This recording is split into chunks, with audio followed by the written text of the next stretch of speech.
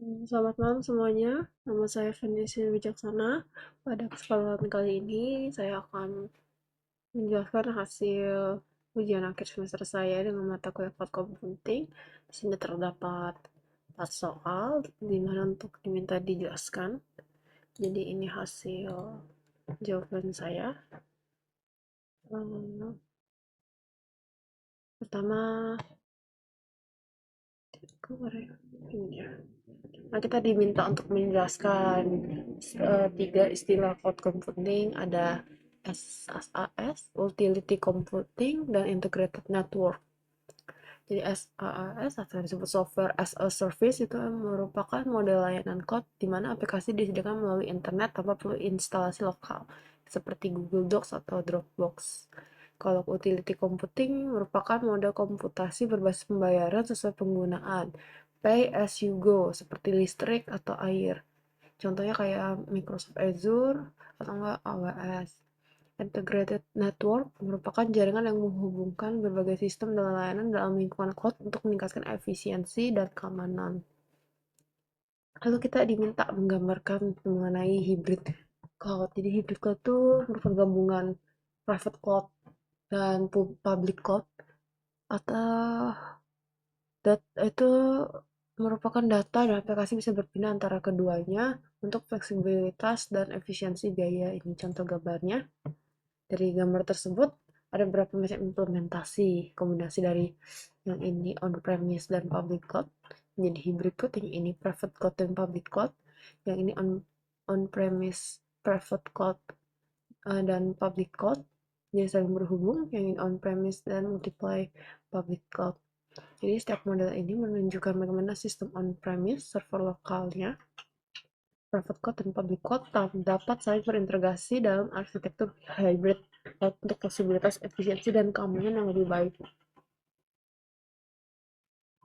Lalu keberhasilan implementasi cloud computing ada 4 faktor utama.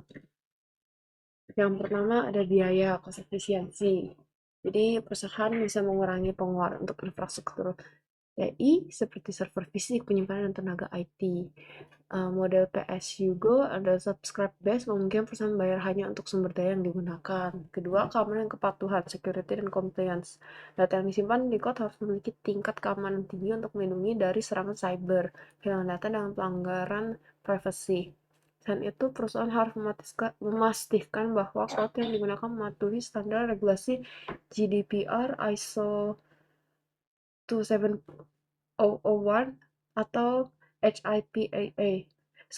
Yang ketiga ada skalabilitas dan kinerja. Cloud computing memberikan fleksibilitas untuk meningkatkan atau menurunkan kapasitas sesuai kebutuhan perusahaan.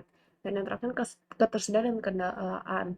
Downtime dapat menyebabkan kerugian besar bagi perusahaan, terutama yang mengandalkan layanan cloud untuk operasional bisnis.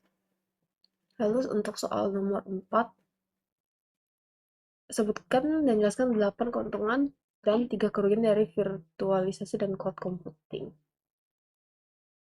Jadi ada sini efisiensi biaya dan mengurangi pengeluaran hardware dan maintenance, lalu ada skalabilitas, mudah meningkatkan dan menambah kapasitas, lalu ke aksesibilitas global, bisa diakses dari mana saja, kecepatan deployment, implementasi aplikasi lebih cepat, lalu ada reliabilitas, redundansi data, mencegah kehilangan informasi, kemudahan manajemen administrasi lebih mudah dan dashboard terpadu. Lalu keamanan lebih baik, penyedia cloud menyediakan enkripsi dan firewall. Dukungan inovasi mudah mengadopsi teknologi baru seperti AI dan big data. Ada 3 contoh kerugiannya. Ketergantungan pada internet. Jadi kalau tidak ada koneksi yang stabil, cloud-nya terganggu. Lalu resiko keamanan, datanya sensitif bisa rentan jika tidak dikelola dengan baik. Nilai biaya berkelanjutan, model langganan jangka panjang bisa lebih mahal dibanding on-premise. Sekian dari penjelasan saya mengenai soal cloud computing ini. Selamat malam dan terima kasih.